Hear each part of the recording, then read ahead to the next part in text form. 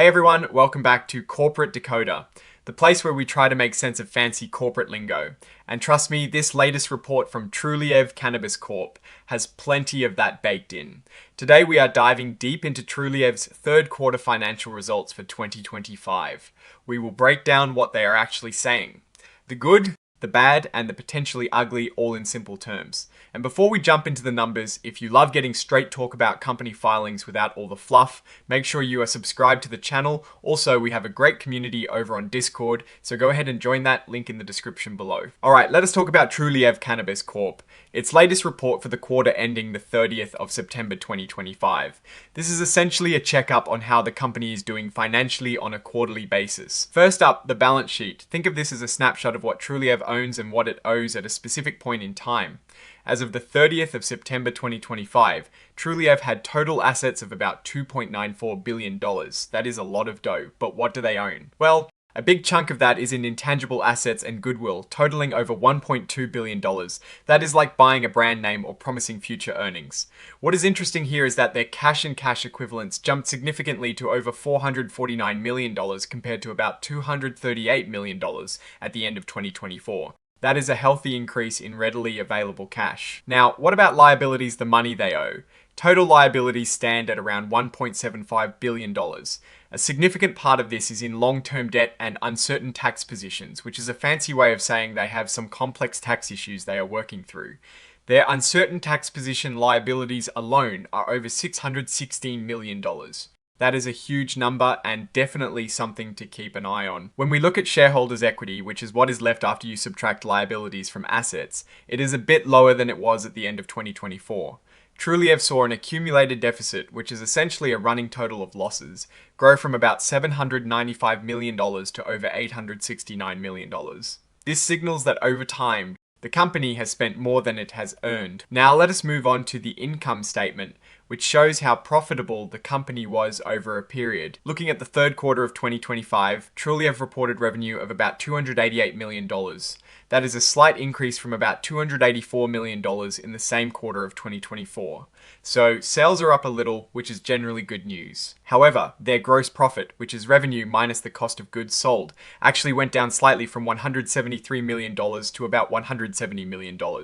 This means that while they sold a bit more, their cost to make or acquire those goods went up more. As a percentage of revenue, gross profit dropped from 61% to 58.9%. This suggests they are making less profit on each dollar of sales. Now, the big story here is their selling, general and administrative expenses.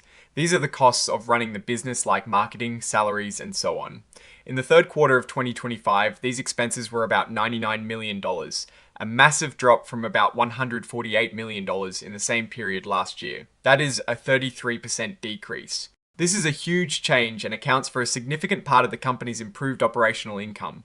The report mentions this was largely due to lower campaign and political contributions, so they spent a lot less on trying to influence things. This drastic cut in expenses, combined with a slight revenue increase, led to a huge jump in income from operations. It went from a mere $18,000 in the third quarter of 2024 to over $42 million in the third quarter of 2025. That is a massive turnaround. However, when we look at the bottom line after taxes, they reported a net loss from continuing operations of about $23.7 million. This might seem confusing given the jump in operating income, but it is largely because of their provision for income taxes, which was a whopping $53 million for this quarter alone. Especially compared to the prior year, is heavily influenced by those uncertain tax positions we talked about earlier. Overall, they reported a net loss of about $28.8 million for the third quarter of 2025. This is a significant improvement from a net loss of about $61.8 million in the third quarter of 2024. So while they still lost money, they lost less money, which is a step in the right direction. Let us look at the bigger picture for the first 9 months of the year. Revenue was about $888 million. A very slight increase from $885 million in the same period last year. Gross profit, however, improved slightly to about $536 million, up from $528 million. And as a percentage of revenue, it went from 59.7% to 60.4%. This is a marginal improvement, but still suggests they are facing some pressure on their margins. Again, the selling, general and administrative expenses show a big reduction, down 10% year to date. This reflects a consistent effort to control operating costs. This cost control translates into a healthier operating income for the 9-month period, up 33% to about $128 million. But just like the quarterly results, the net loss from continuing operations is still significant, about $71.7 million after accounting for taxes and other items. And again, that provision for income taxes is a really big number, over $160 million for the 9 months.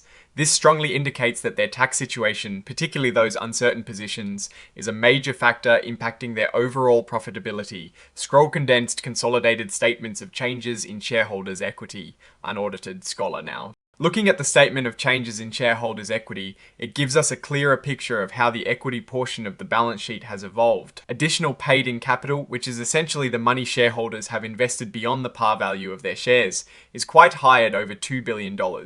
This shows substantial investment from shareholders over time. However, their accumulated deficit continues to grow, reaching over $869 million now. This means that historically, the company has not been profitable enough to offset its past losses. There is also a non-controlling interest, which represents the portion of ownership in subsidiaries that Trulieve does not own. This figure is negative, which is a bit unusual, indicating that the non-controlling shareholders' share of losses is greater than their share of equity. Scroll condensed consolidated statements of cash flows unaudited. Scholar, let's talk about cash flows, which is the lifeblood of any business. For the 9 months ended the 30th of September 2025, Trulieve generated about $213.6 million in cash from operations. This is a decrease from the $240.8 million generated in the same period of 2024. The report attributes this mostly to getting tax refunds related to their position on IRS Section 280E in the prior year, which naturally won't repeat. Investing activities resulted in about $19.4 million provided by the company, a big flip from a negative $183.4 million used in 2024. This change is largely due to some investments made in certificates of deposit in 2024 that matured in 2025 and reduced capital expenditures this year. So, they are not investing as much in new property and equipment. Financing activities used about $15.1 million, which is less than the $27.1 million used in the prior year. This reduction is mostly because of payments made in the prior year for taxes related to share settlements and other corporate transactions. Overall, their cash position greatly increased, ending the period with nearly $458 million in cash equivalents and restricted cash. This is a strong indicator of good short-term liquidity. Scroll note 3, supplementary financial information. Scholar, the notes to the financial statements offer more detail. Their inventories are growing, with items like cannabis plants and finished goods increasing. This suggests they are producing more, which could be good if sales keep up or could signal a build-up of unsold product if sales falter. Scroll fair value measurements. See Scholar when it comes to fair value measurements. They hold about $442 million in money market funds as of the 30th of September 2025. This is a significant increase from last year, showing a strategy to hold more cash in highly liquid, low-risk investments. Scroll share-based compensation. Scholar under share-based compensation. We see information on stock options and restricted stock units. Trulieve granted a significant number of ASAs this year, over 5.7 million. These are essentially stock grants that vest over time. Scroll revenue disaggregation. Scholar looking at revenue. The bulk of it comes from their retail operations, bringing in $270.8 million in the third quarter of 2025, with wholesale and other contributing around $17.4 million. This retail dominance is a key part of their strategy. Scroll commitments and contingencies. Scholar under commitments and contingencies, they mention operating licenses and the fact that cannabis is illegal under federal law in the US. This is a huge risk that hangs over the entire industry. They also talk about legal proceedings, specifically mentioning that the IRS proposed assessment of taxes, interest, and penalties totaling about $38.1 million. The company believes these proposed penalties are without merit and is contesting them. This is a very important unresolved issue. Scroll note 4, long-term borrowing. Scholar longer-term borrowings are detailed here. They have private placement notes totaling $368 million and various other notes payable, including mortgage notes. Scroll notes dated the 21st of December. 2022. Scholar, one of these mortgage notes is for about $67 million with a variable interest rate tied to SOFR plus 3.00%. They have used an interest rate swap to fix this at 7.53%, which is a smart move to manage interest rate risk. Scroll Maturity Scholar, the maturity section shows significant debt obligations coming due in 2026 and beyond, which they are planning to manage as shown by their recent notice to redeem their 8% 2026 notes. Scroll Note 5, Earnings per share Scholar earnings. Per hair calculations show a net loss from continuing operations. For the third quarter, it is about $0.11 per S-hair, and for the 9 months, it is about $0.35 per S-hair. This reflects the ongoing net losses. Scroll Note 6. Income taxes Scholar, and here is where the tax situation gets really interesting. The provision for income taxes is astronomically high. For the third quarter, it was over $53 million, making their effective tax rate a staggering 181%. For the 9 months, it was over $160 million, again at an effective rate of 181%. This is heavily influenced by their uncertain tax positions, especially around IRS Code Section 280E, which limits deductions for businesses involved in illegal drug operations. They have over $616 million in uncertain tax liabilities. This is a massive, potentially game-changing liability. Scroll Note 7. Variable interest entities Scholar, the company also uses variable interest entities, which are essentially business structures where Trulieve has control but not necessarily a majority ownership. The summarized assets and liabilities of these VIs show a growing presence, with total assets of about $14.3 million as of the 30th of September 2025. Scroll Note 8. Related party Scholar, related party transactions also show leases from entities partly owned by their CEO and board members. These are normal business arrangements, but it is good to see them disclosed. Scroll Note 9, Discontinued Operations. Scholar discontinued operations, mainly related to their past exits in Massachusetts and Nevada, continue to show losses, though these are becoming less significant. Scroll Note 10, Subsequent Events to Scholar, and a crucial subsequent event on the 4th of November 2025. Trulieve announced it is redeeming all of its 8% 2026 notes. This means they are paying off about $368 million in debt soon. That is a big debt repayment. Scrollatum 2. Management's discussion and analysis of financial condition and results of operations. Scholar now, let us dig into management's perspective on how they are doing. Scroll Overview Scholar Trulieve presents itself as a leading multi-state operator, focused on retail. They emphasize their commitment to customer experience and quality products. They operate in 9 states and have a significant number of dispensaries, over 230. Scroll Regional Hub Structure Scholar, their strategy of organizing operations into regional hubs, anchored by strong positions in Florida, Pennsylvania, and Arizona, seems designed for efficiency and market penetration. Scroll Selling General. An administrative Scholar management highlighted the significant decrease in selling general and administrative expenses, noting it was primarily due to lower campaign and political contributions. This is a clear strategic shift, spending less on lobbying and political engagement and more on core operations. Scroll Adjusted EBITDA Non-GAAP Scholar.